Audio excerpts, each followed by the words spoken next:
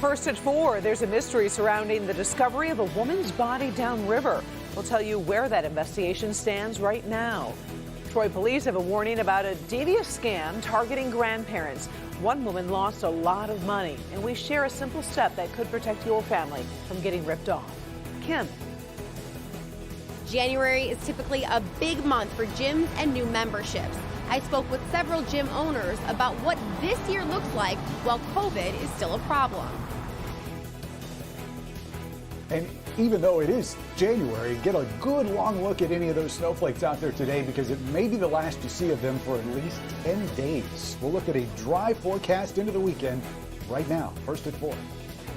Live from downtown Detroit, home of WDIV and Click on Detroit, Local 4 News First at 4 starts now. Good afternoon, I'm Karen Drew. First at 4, we have just learned the identity of a woman who was found dead in Southgate.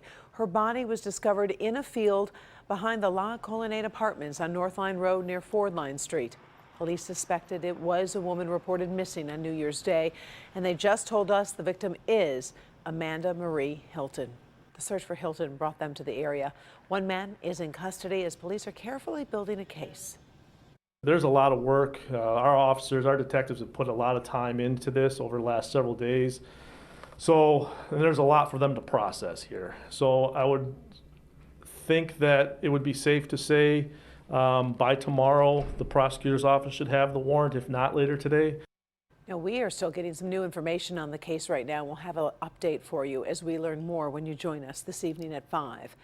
Troy police are sounding the alarm right now about a devious scam that targets grandparents. One woman lost $15,000. Police say someone called the Troy grandmother, pretended to be her grandson, and claimed to have been in a car accident. He said he was working with an attorney named Mark Sanford, asked Grandma to not tell his parents, and said he'd pay back any money she gave him. The unsuspecting woman wired more than $15,000 to a bank in Mexico over 5 days. When she talked to her grandson over the holiday, she realized she'd been tricked. One trick to avoid these scams: establish a code word within your family so anyone who gets a call can verify the call might be legitimate. All right, let's turn now to a coronavirus pandemic here in Michigan. The state just released new numbers. It recorded just under 3,000 new cases in the past 24 hours. Plus, we've seen an additional 189 deaths connected to the virus, including 117 from a vital records review. Meantime, the FDA has issued a statement saying it is against tinkering vaccine dosages to spread the shots among more people. Some experts have raised the idea as the U.S. is trying to speed up the process. Frontline workers at Beaumont Healthcare in Southfield are receiving their second doses of the Pfizer vaccine today. Workers in this group have direct or indirect exposure to patients with COVID-19. Director of Infection Prevention, Dr. Nick Gilpin, was the first person to receive the vaccine 3 weeks ago. He says receiving the second shot is very important in the fight against the virus. We want to all get back to normal. We want to get back to life as we knew it. And the only way that that's really meaningfully going to happen is with a vaccine. So it's important to get our healthcare workers vaccinated. We are high priority. We want to take care of those people that live in our communities. So far, Beaumont says 15,000 of its workers have been vaccinated. General Motors just released its final 2020 sales report, and it includes a hopeful outlook for 2021. The auto company says it sold more than 771,000 vehicles in the last quarter of the year. Sales for the quarter were up 5% over 2019, but that boost wasn't enough to save the numbers for the entire year. Sales of new vehicles throughout 2020 were down by 12%. Looking ahead, GM says it expects a full year of production this year that will include the all-new Cadillac Escalade, GMC Yukon, Chevy Tahoe, and Suburban. Well, in today's forecast, it kind of seems like we're stuck in a cold and cloudy rut. We need to bring in meteorologist Ben Bailey, who hopefully could be bringing in some sun or something here for us, Ben.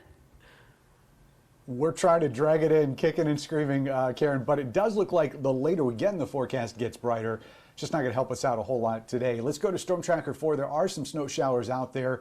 This stuff has been pretty light most of the day, and a lot of that right now is in the north zone. In fact, most of the stuff that's actually reaching the ground is north of 69 there from Port Huron up through parts of Sanilac County. You can see those little bit darker shades of that light snow. Also notice that some of that may be some sort of a mix or even some very light raindrops across parts of Oakland County. But again, that stuff is relatively light, and a lot of us are going to stay dry. In fact, we've kept just cloudy skies in the day part forecast tonight, at least through midnight.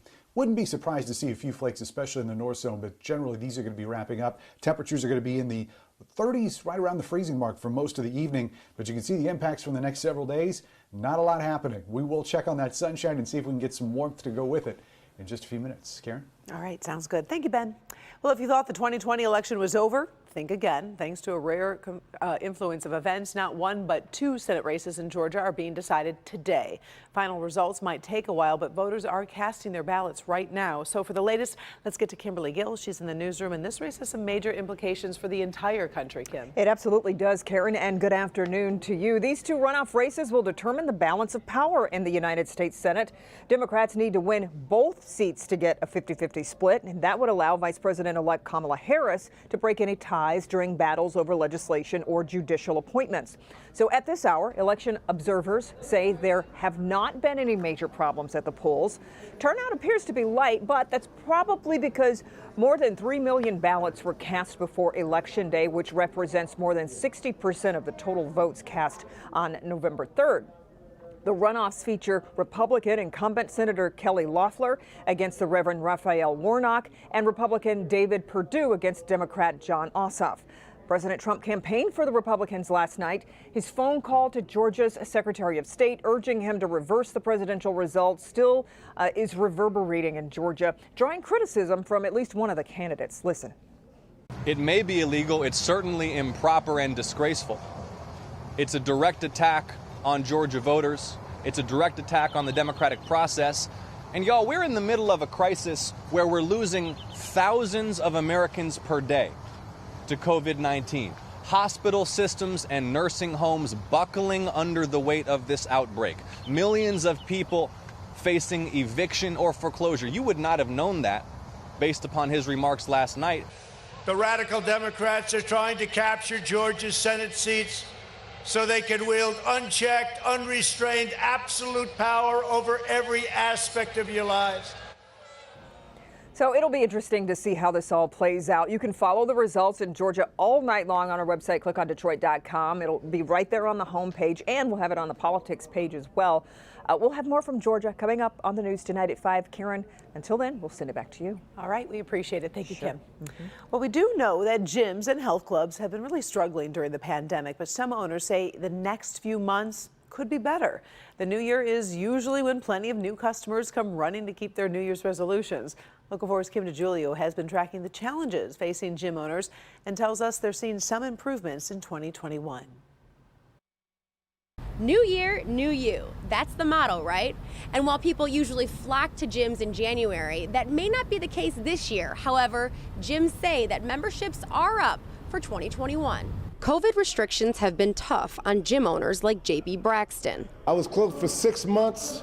I've lost about 35,000, give or take a few dollars, a few pennies. I noticed it, but God was with me. We made it, but I had to tighten my belt up. But JB says his gym members supported him through the toughest of times. Some people, even when I was closed, came and paid their memberships, knowing that they couldn't work out. And when gyms did reopen in September, he started to see his customers return, as well as new customers purchasing memberships. I went up $5 on my memberships, which isn't much, but the bottom line, I noticed that it's helping me out. Over at Lifetime Fitness in Troy, gym goers are at least 12 feet apart, but the gym feels almost like it should in January. It is the biggest month for gyms. Every January, it's the New Year's resolution crowd. Everybody's getting ready to start a new year, fresh, clean slate. General Manager Vince Orsini says their numbers aren't what they usually see in January. However, and we have members that are coming here who trust us, and they're giving us a good recommendation for people to come back into the club. So it's early in the month, but we have people signing up, and we have more people coming to the club as well. And he's thankful during the 6-month shutdown, Lifetime Fitness was able to create a streaming platform for their members who feel safer at home. The innovation of our company has been amazing, and it's interesting to see what the future is going to hold as we continue to roll more things out to connect with all of our member base. I didn't know what to expect. I was just praying every day that I made it this far. I just was hoping that the door would open one day. So the fact that I'm making it back to where I was, I'm ecstatic. I'm ecstatic. JB and Vince say that their members are just so happy to be able to be back in the gyms. They're doing whatever it takes to make sure that they're safe, and they're even getting used to wearing their masks while working out. I'm Kim DeGiulio, Local 4. Now, of course, Michigan gyms continue to operate under strict conditions. For example, group fitness classes are still not allowed. We'll keep you posted as those restrictions are updated.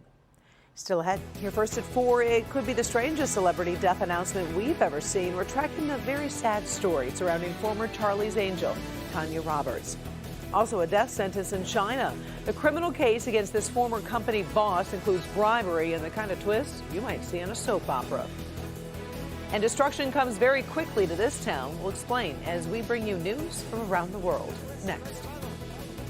Still trying to settle on a New Year's resolution? See some simple changes that you can make to boost your health that you might actually enjoy. Tomorrow morning on Local 4 News Today.